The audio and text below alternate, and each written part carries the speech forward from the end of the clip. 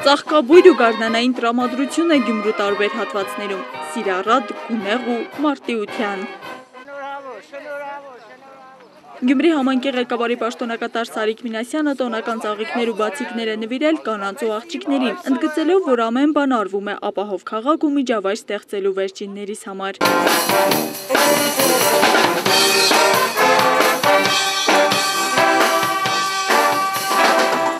Ցանկանում եմ, որ լինեն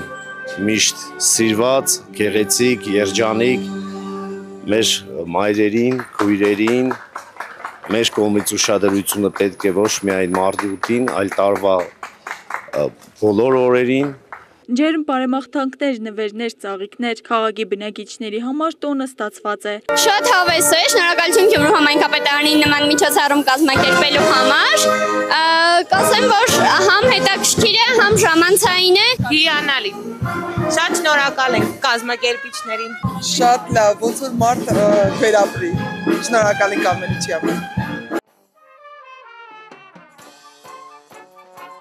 Ռիժկովի ճեմափողոցից տոնական շունչը հասել է նաև Անի թաղամաս։ Քաղաքի կենտրոնական հատվածներից զատ այստեղ ևս տրամադրությունը խիստ տոնական էր։ Շատ լավ միջոցառում է, շնորհակալություն Գյումրու համայնքապետարանին, փողային օրկեստրին նման գեղեցիկ միջոցառման համար։ Հոյակապ միջոցառում էր, որովհետև եզակի դեպք է, երբ որ մի ամբողջ նվագախումբ շնորհավորում է կանանց այս գարնանային գեղեցիկ տոնի առթիվ, շատ շնորհակալ ենք կազմակերպիչներին։ Գյումրու տարբեր հատվածներում ու հաստատություններում համայնքապետարանի կողմից կազմակերպվել են տարբեր միջոցառումներ, նշում է Սարիկ Մինասյանը։ Եվ Գյումրու մի քանի հաստատություններում նաև կազմակերպվում են տալիչներում համերգներ նվիրված նորից մեր կանանց։ Եվս մեկ անգամ շնորհավորում եմ։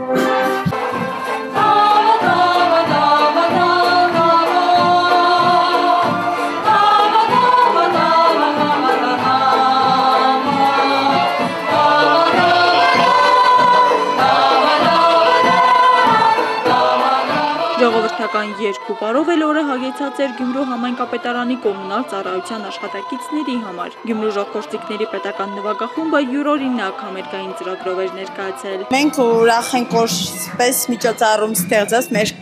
նոր քաղաքապետը, մենք շատ գոհ ենք իրանից։ Ուրախ, զվարթ, շատ լավ մարդ է, ղեկավարը, որպես ղեկավար, լավ շնորհքով ամեն ինչ տեղը տեղին անում է քաղաքի համար։ Մարտի 8-ի առիթով տոնական միջոցառումների շարքը շարունակվել են տիկնիկային ներկայացումներով Գյումրու հայորդյաց տանը եւ Ասլամազյան քույրերի պատկերասրահում։ Աստղիկ Խաչատրյան, Խանո Վանեսյան, Հայկ Կապրելյան այսօր։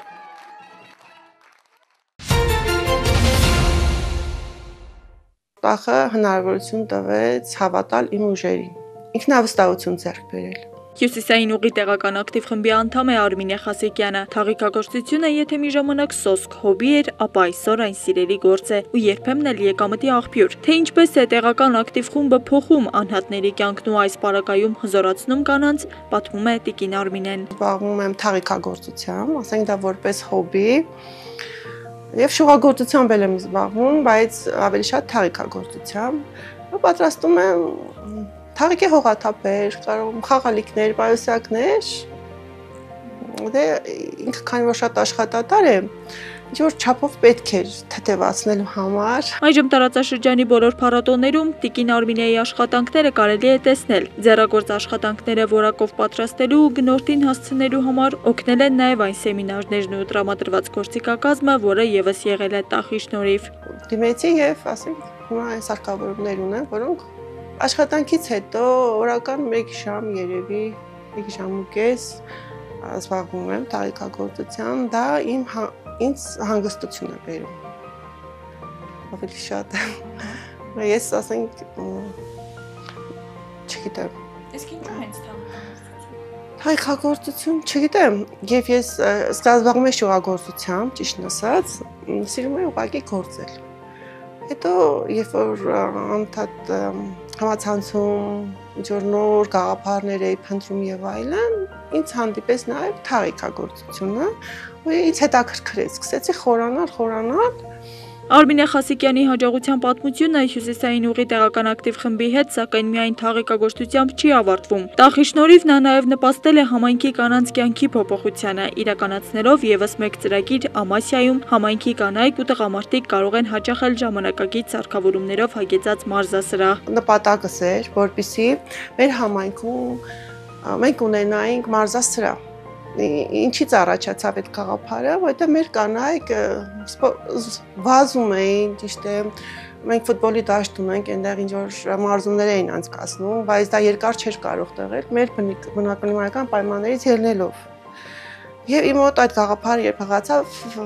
դե ասեն վստահություն ունեի, որ կարող եմ ծրագրեր անել եւ այլն եւ փորձեցի։ Այս ծրագիրն իրականացվել է նաեւ Ամասիայի համայնքապետարանի հետ համագործակցությամբ։ Առողջ ապրելակերպ, ակտիվ կենսակերպ, նոր հնարավորություններ, համայնքային կյանքի զարգացում եւ այլն։ Տախի գործունեությունը մեծապես նպաստում է այս ամենին։ Ինձ ուրախացնում է այն փաստը, որ կանայք են, տարիքով կանայք են մեծ թիվ կազմում հաճախների մեջ, ինքը բավականին կահավորված է, հագեցած է մարզագույքերով, մարզասարքերով։ Հիշեցնենք, տեղական ակտիվ խմբերը մարզերում իրենց աշխատանքը սկսել են Եվրոպական միության ու ավստրիական զարգացման Լիտվո-Շիրակ ծրագրի շրջանակներում։ Աստղիկ Խաչատրյան, Խանո Հովհաննիսյան, Հայկ Գաբրելյան այսօր։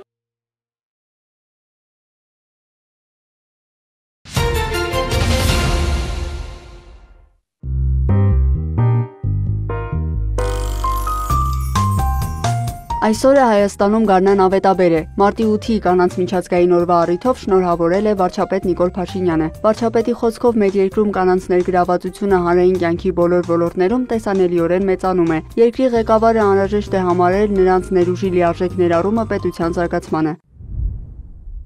Մեր երկրում կանանց ներգրավվածությունը հանրային կյանքի բոլոր ոլորտներում տեսանելիորեն մեծանում է։ Սա ինքնին դրական գործընթաց է, բայց այս երևույթի խորքային վերլուծությունն առաջ է բերում մի շարք անհանգստություններ եւ մարտահրավերներ։ Տղաների շրջանում որոշ ենթամշակույթների մի քանի տասնամյակի հետևողական ներդրման հետևանքով աղջիկները դարձել են առավել կենտրոնացած կրթության եւ աշխատանքի վրա, ձեռք բերելով մրցակցային առավելություններ եւ առաջիկայում կանանց մրցակցային առավելություններն ավելի են ընդգծվելու։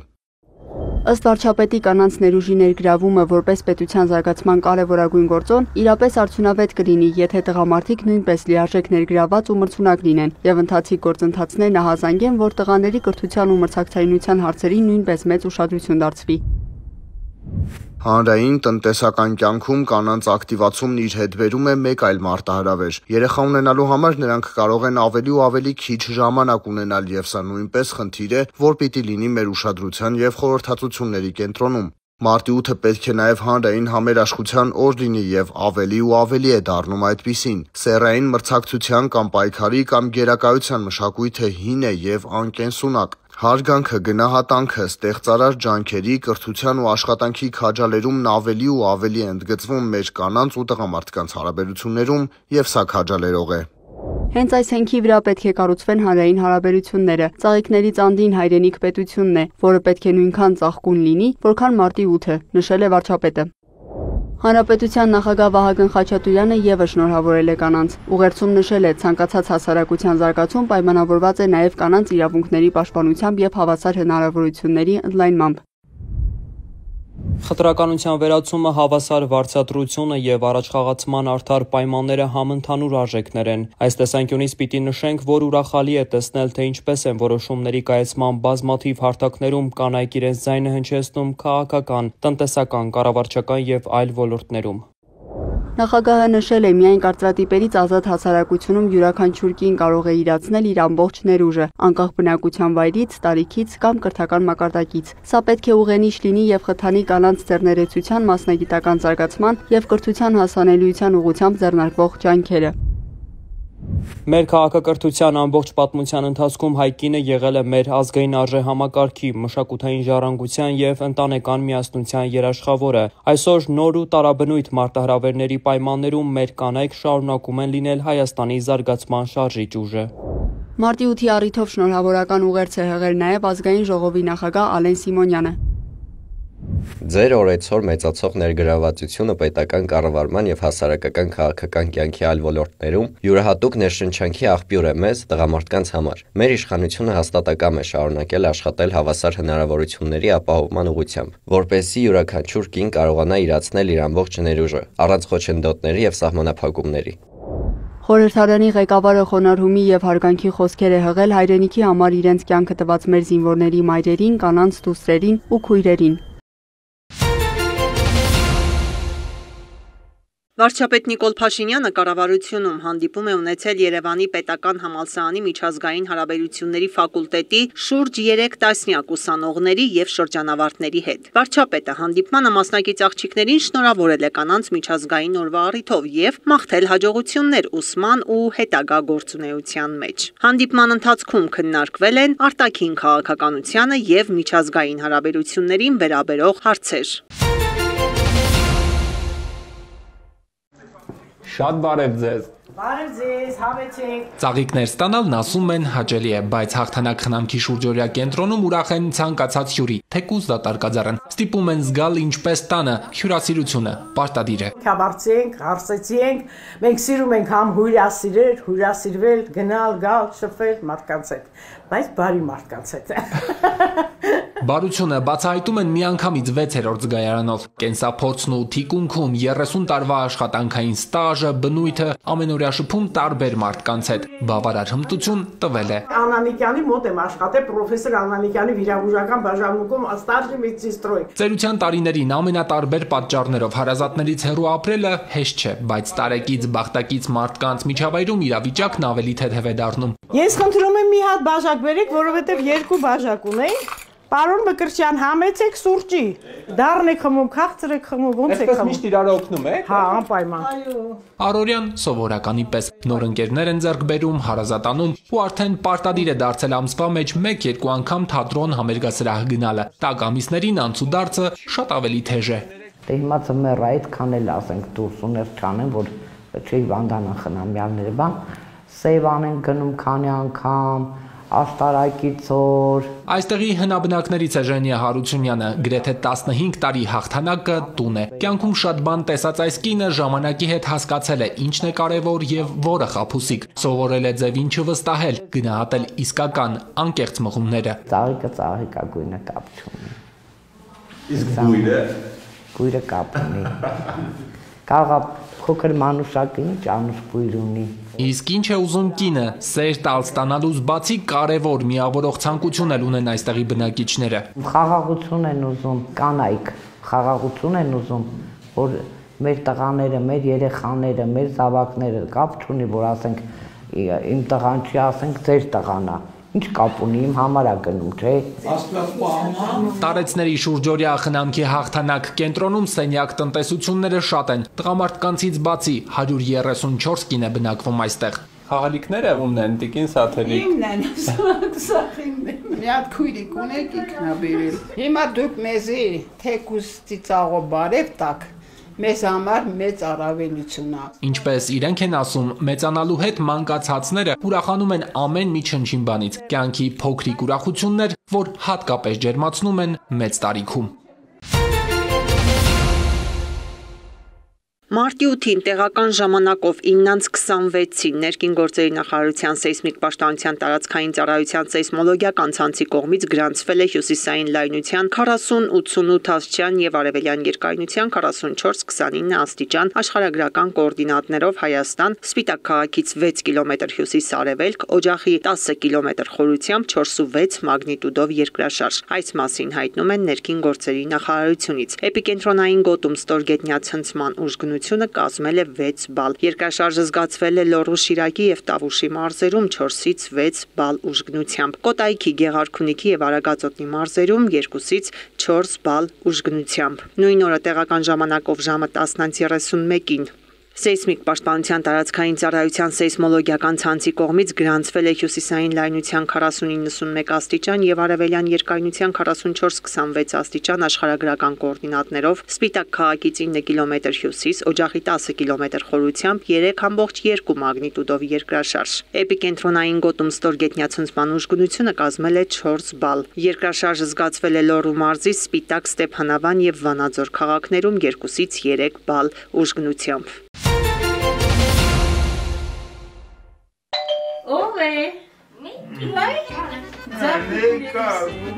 Մարկն ու Մարտինը տուն եկան, նշանակում է ուրբաթ է։ Տատիկն ու հայրը երեխաների հետ այս գրկախառնություններին ամբողջ շաբաթ սպասում են։ Ընտանիքը վերամիավորվում է ամեն ուրբաթ երեկո։ Կիրակի երեկոյան երեխաները նորից գնում են։ Դժվար կյանքից են նման որոշման հանգել։ 84-ամյա Ռոզատատը մի կերպ է խնամում հաշմանդամություն ունեցող որդուն, Մարկի ու Մարտինի հորը։ Կենտրոնական հոսպիտալում էր բարկած,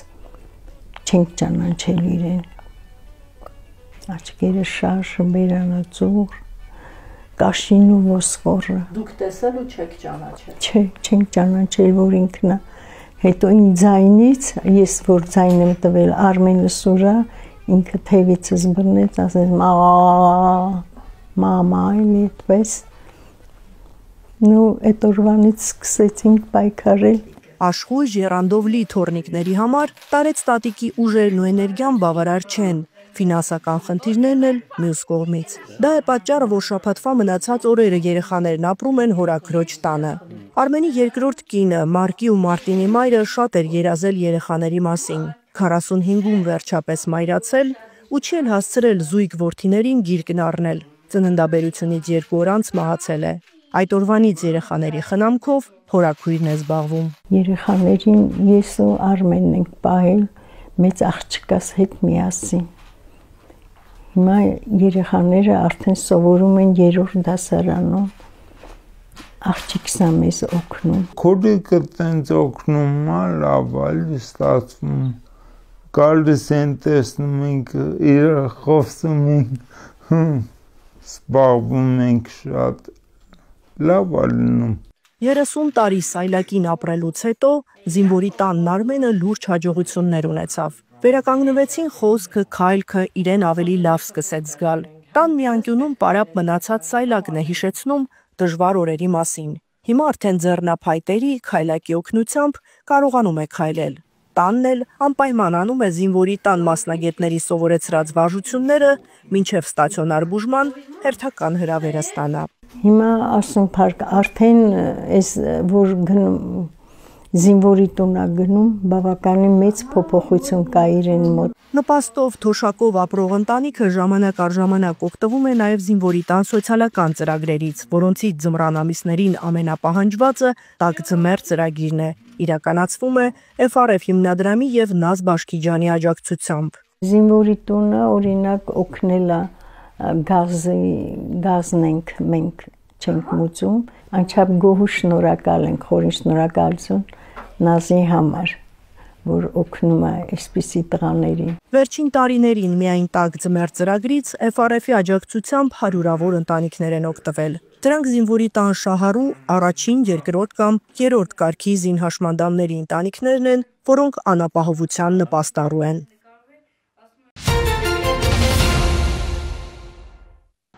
Հաշվի առնելով, որ Ռուսաստանն այժմ շատ ուժեղ հարվածում է Ուկրաինային մարտի դաշտում, լրջորեն դիտարկում եմ Մոսկվայի դեմ լայնածավալ բանկային եւ այլ պատժամիջոցներ ու մաքսատուրքեր սահմանելու հնարավորությունը, նախազգուշացրել է Դոնալդ Թրամփը։ ԱՄՆ նախագահը շեշտել է, այդ հարցն օրակարգում է լինելու մինչև հրադադար եւ վերջնական խաղաղություն չհաստատվի։ Կոչ է անում Ռուսաստանին եւ Ուկրաինային անհապաղ սկսել բանակցությունները, քանի դեռ ուշ չէ, հավելել է նախագահը։ Դոնալդ Թրամփը ռուս-ուկրաինական հակամարտությանն է անդրադարձել նաեւ Սպիտակ տանն ունեցած ելույթում։ Ռուսաստանի հետ մեզ մոտ ամեն ինչ լավ է, բայց հիմա նրանք ռմբակոծում են Ուկրաինան։ Իրականում ես կարծում եմ, որ Պուտինն անում է այն, ինչ որ իր փոխարեն կաներ ցանկացած մարդ։ Նա չէր ուզում, որ այս ամենը սկսվեր։ Անկեղծ ասած, Ուկրաինայի հետ գործ ունենալն ավելի բարդ է։ Նրանք հաղթաթղթեր չունեն։ Կարծում եմ, վերջնական կարգավորման մասով Ռուսաստանի հետ գործ ունենալն ավելի հեշտ կլինի, ինչը զարմանալի է, քանի որ ռուսական կողմը հաղթաթուղթ ունի։ Ուկրաինան պետք է գործի անցնի։ Կարծում եմ, նրանք ցանկանում են, որ հակամարտությունը կարգավորվի։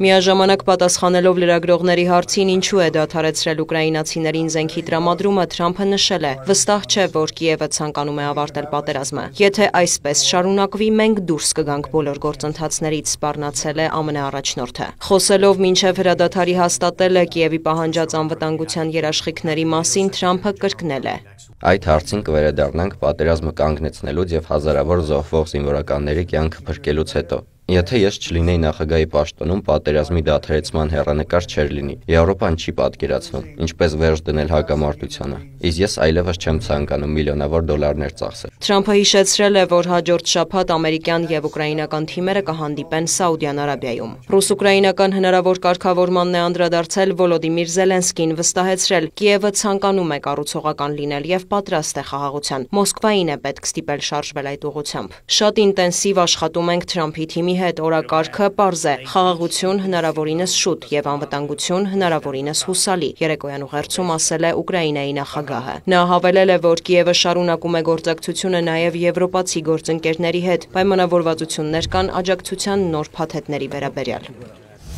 Սպիտակ տանը լրագրողների հետ հանդիպմանը Թրամփը խոսել է ոչ միայն Ուկրաինայի շուրջ զարգացումներից, նա հիշատակել է նաև Իրանը։ Չենք կարող թույլ տալ, որ նրանք միջուկային զենք ունենան։ Կարծում եմ 2020 թվականին հաղթելու դեպքում ես կարող էի նրանց հետ 1 ամսում գործարք կնքել։ Նրանք պատրաստ էին դա անել։ Իրանի հետ ստեղծվել է իրավիճակ, երբ շատ շուտով ինչ-որ բան կկատարվի։ Շատ շուտով կխոսեք այդ մասին։ Հուսով եմ, դա խաղաղության գործարք կլինի, ոչ թե այլ բան։ Բայց այդ այլ բանը կլուծի խնդիրը։ ԱՄՆ նախագահը տեղեկացրել է, որ նամակ է ուղղել Իրանի գերագույն առաջնորդ Ալի Խամենեիին, առաջարկելով միջուկային նոր համաձայնագիր կնքել։ ՄԱԿ-ում Թեհրանի մշտական ներկայացուցչությունից սակայն հայտնել են, որ որևէ նամակ չեն ստացել։ Իրանի արտգործնախարարն էլ հայտարարել է, Իսլամական Հանրապետությունը չի բանակցի Միացյալ Նահանգների հետ, քանի դեռ Վաշինգտոնը շարունակում է ճնշման եւ սպառնալիքների քաղաքականությունը։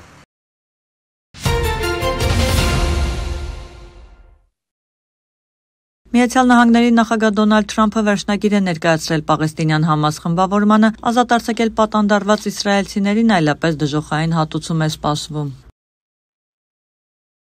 3 պատիվ ունեցա հանդիպել ազատ արձակված մարդկանց եւ չեմ կարող հավատալ, թե որքան վատ են վերաբերվել նրանց։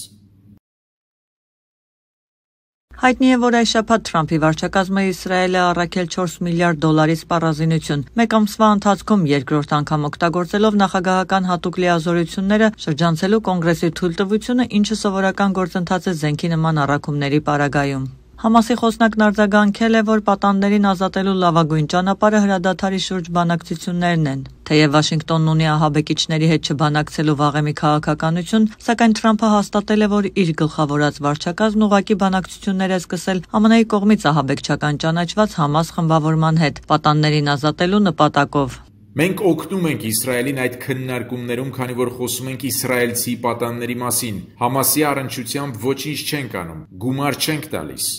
Ըստ ամենայնի Իսրայելի ու Համասի միջև առանձին բանակցություններ են ընթանում Գազայում հրադադարի երկրորդ փուլի մեկնարկի շուրջ։ Մեծ մասի կարծիքով հրադադարը չի պահպանվի, քանզի սպասելի է, որ վարչապետ Բենյամին Նեթանյահուն կվերսկսի հարվածները Գազայի դեմ, եւ հենց դա տեղի ունենա, պատանդներին այլևս ազատ չեն արձակի։ Այս ամենին զուգահեռ արաբական երկրները հավանություն են տվել Գազայի ապագային միտված ծրագրին, ըստ որի Համասը պետք է հեռանա Պաղեստինյան այդ հատվածի կառավարումից։ Այս ծրագիրն առաջ քաշվեց ի հակադրություն ԱՄՆ նախագահի առաջարկության, ըստ որի Գազայի բնակիչները պետք է տեղափոխվեն հարևան Եգիպտոս ու Հորդանան, իսկ շրջանն անցնելու է ԱՄՆ հսկողությանը։ Եթե Իսրայելը մերժել է արաբական երկրների ծրագիրը, ապա ԱՄՆ մերձավոր արևելյան բանագնաց Սթիվ Վիտկոֆն այն անվանել է բարի կամքով առաջին քայլ։ Այս ամենի ֆոնին հայտնի դարձավ, որ կիրակի օրվանից Իսրայելն արգելափակել է օգնության առաքումը Գազայի հատված, պնդելով, թե այն ուղղվում է Համասին, ինչը միջազգային մարդասիրական գործակալությունները հերքում են։ Գազայում նկատվում է վառելիքի սուր պակաս, որը խնդրահարույց է դարձրել հանրային մի շարք ծառայություններ իրականացնելը։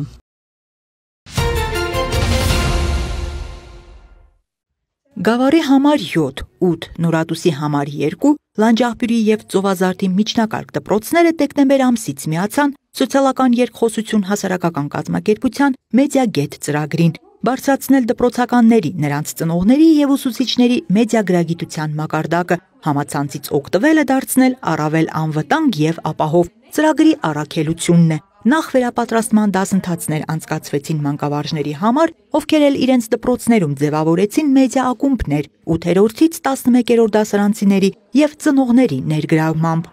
Մենք խոսել ենք այնպիսի թեմաներից, ինչպիսիք են գաղտնիության պահպանումը համացանցային հարթակներում, ֆիշինգից պաշտպանվելու մեթոդները, ինչպես թվային հարթակներում դրական թվային հետ, թողնել ծնողներին նաև տեղեկացրել ենք որոշակի գործիքների մասին, որոնցով կարող են վերահսկել իրենց երեխաների գտնվելը համացանցային հարթակներում։ Մեդիագետ պիտի աշակերտներին դարձնենք հենց փոքր տարիքից, որովհետև հատկապես հիմա, երբ որ բոլորս ենք համացանցում, բոլորս ենք օգտվում մեդիայից, պիտի լինենք իրազեկված, պիտի լինենք իսկապես մեդիագետ։ Մեդիա ակումբների առօրյան հագեցած է։ Ծրագրի անմիջական շահառու աշակերտները կազմակերպում են մեդիա շաբաթներ, իրենց կողմից պատրաստված իրազեկող թերթիկների եւ տեսանյութերի միջոցով իրազեկելով մեդիագրագիտության գործիքների մասին, հասակակիցներին փոխանցելով համացանցից անվտանգ օգտվելու վերաբերյալ գիտելիքներ, կատարած աշխատանքի արդյունքներն էլ ամփոփում են խաղ վիկտորինաներով։ Սովորեցինք, թե ինչ է թվային հետքը, դավադրությունների տեսությունը, ինչպես նաև ֆիշինգը, որը համարվում էր տվյալների կորզում։ Ինձ թվում է սա պետք է յուրաքանչյուր մարդու պաշտպանված լինելու համացանցում։ Երեխաները խաղերի միջոցով ել ավելի կծանոթանան մեդիագրագիտությանը,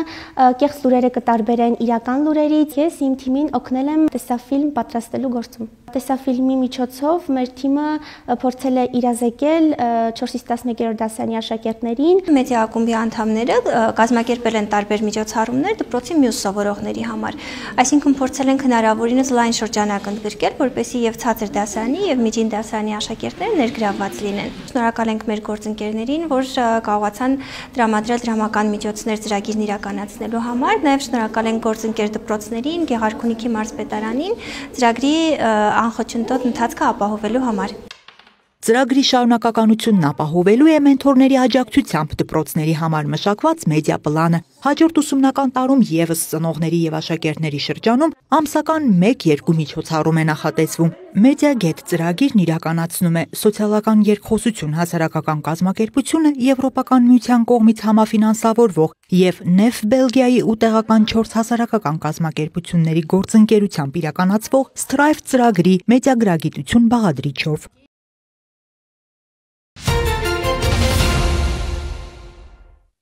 Փետրվարի 25-ին համայնքային ոստիկանության Կումայրիի բաժնի ծառայողները ստացել էին հավաստի տեղեկություն, որ երկու երիտասարդ Opel Magnish-ի մեքենայով շրջում են Գյումրի քաղաքում եւ կպչուն ժապավենով փաթեթավորված թմրանյութեր տեղադրում։ Ձեռնարկված միջոցառումներով պարզվեց, որ մեկը երևանցի է, մյուսը Աբովյան քաղաքից, երկուսն էլ 22 տարեկան։ Ստացվեց նաեւ տեղեկություն, որ նրանք Ազատանից Ղարիբջանյան գյուղ տանող ճանապարհի հարակից դաշտերում, Գյումրիի օդանավակայանի խճուղում մոտակայքում եւ Վարդբախ տանող ճանապարհին տեղադրել են թմրանյութեր եւ բջջային հեռախոսով լուսանկարել թաքստոցները։ Նույն օրը թմրամիջոցներ ապօրինի պահելու եւ իրացնելու հիմնավոր կասկածանքով Վարդբախ տանող ճանապարհի սկզբնամասում երիտասարդները ձերբակալվեցին եւ օփելով հանդերձ տեղափոխվեցին Կումայրիի բաժին։ Անձնական խուզարկությամբ նրանց մոտ հայտնաբերվել եւ վերցվել են բջջային հեռախոսները եւ դեղնականաչավուն զանգվածով մեկական կատուցիչ։ Երկուսն էլ հայտնել են, որ կարմիր եւ կապույտ 24 փաթեթով մարիխուանան ձեռք են բերել Telegram-ի մի կայքեջի միջոցով, որոշակի գումարի դիմաց դրանք Գյումրիի տարբեր հատվածներում տեղադրելու համար։ Մեքենան տեղափոխվել է բաժնի պահպանվող հատուկ տարածք, երիտասարդներն ու կազմված փաստաթղթերը ներկայացվել են Շիրակի մարզային քննչական վարչություն։ Քրեական ոստիկանության գլխավոր վարչության թմրամիջոցների անօրինական շրջանառությամբ զբաղվող կազմակերպված հանցավոր խմբավորումների դեմ պայքարի բաժնի ծառայողները ստացած օպերատիվ տվյալն իրացրին համայնքային ոստիկանության Արաբկիրի եւ Շենգավիթի բաժինների գործընկերների հետ համատեղ։ Մարտի 1-ին ժամը 18-ին ապօրինի զենք զինամթերք պահելու եւ կրելու կասկածանքով Մայրաքաղաքի Մանանդյան փողոցում նրանք ձերբակալեցին եւ Շենգավիթի բաժին տեղափոխեցին նույն փողոցի բնակիչ 34-ամյա տղամարդու, որի մոտ ոչինչ չհայտնաբերվեց, սակայն դեպքի վայրի Զննության Մանանդյան փողոցի շենքերից մեկի 3-րդ եւ 4-րդ հարկերի միջնամասում հայտնաբերվեց AK-74 տիպի ինքնաձիգ 28 փամփուշտով լիցքավորված փամփշտատուփով։ Տղամարդը տեղափոխվել է ձերբակալվածների պահման վայր, կազմված փաստաթղթերը փոխանցվել են քննչական բաժին։ Ներքին գործերի նախարարության հենասյունային բարեփոխումների շրջանակում նոյեմբերի 1-ից կգործարկվի ոստիկանության գվարդիան, որը նոր սպառազինությամբ եւ վերապատրաստված անձնակազմով պատասխանատվություն կստանձնի մի շարք ուղղություններով։ Գվարդիան կիրականացնի հասարակական կարգի պահպանության եւ հասարակական անվտանգության ապահովման, պետական շենքերի եւ կարեւորագույն օբյեկտների պաշտպանության, պետական արարողակարգով նախատեսված պատվիրակությունների ուղեկցման, ինչպես նաեւ ռազմական եւ արտակարգ դրության իրավական ռեժիմի ապահովման գործառույթներ։ Գվարդիայի գործառույթների արդյունավետությունը բարձրացնելու համատեքստում Լիտվայի Հանրապետության հանրային անվտանգության ծառայության հրամանատար Վիկտոր Ազգրաբաուսկասի գլխավորած պատվիրակությունը միջազգային փորձի փոխանակման եւ համագործակցության ամրապնդման նպատակով Հայաստանում էր։ Այցի շրջանակում տեղի է ունեցել Եվրոպական միությունում ոստիկանական գվարդիաների կառուցվածքը, գործառութային խնդիրները եւ լավագույն փորձը թեմայով կլոր սեղան քննարկում։ Մասնակցում էին ոստիկանության զորքերի հրամանատար Հայկ Բաբայանը, Լիտվայի Հանրապետության հանրային անվտանգության ծառայության հրամանատար Վիկտոր Ազգրաբաուսկասը, ներկայացուցիչներ ներքին գործերի նախարարությունից, ինչպես նաև միջազգային փորձագետներ։ Քննարկվել են ոստիկանության գվարդիայի կառուցվածքային առանձնահատկությունները, զարգացման ուղիները, տեխնիկական հագեցվածությունն ու գործընկեր կառույցների հետ փոխգործակցությունը։ Միջազգային լավագույն փորձի ներդրման նպատակով անդրադարձ է կատարվել նաև լիտվական հանրային անվտանգության ծառայության գործառույթներին, աշխատանքի առանձնահատկություններին, կառավարման մոդելներին, ինչպես նաև համագործակցության հնարավորություններին։ Պատվիրակությունը շրջայց է կատարել ներքին գործերի նախարարության ոստիկանության զորքերում, ծանոթանալով նյութատեխնիկական հագեցվածությանն ու ծառայության մարտահրավերներին։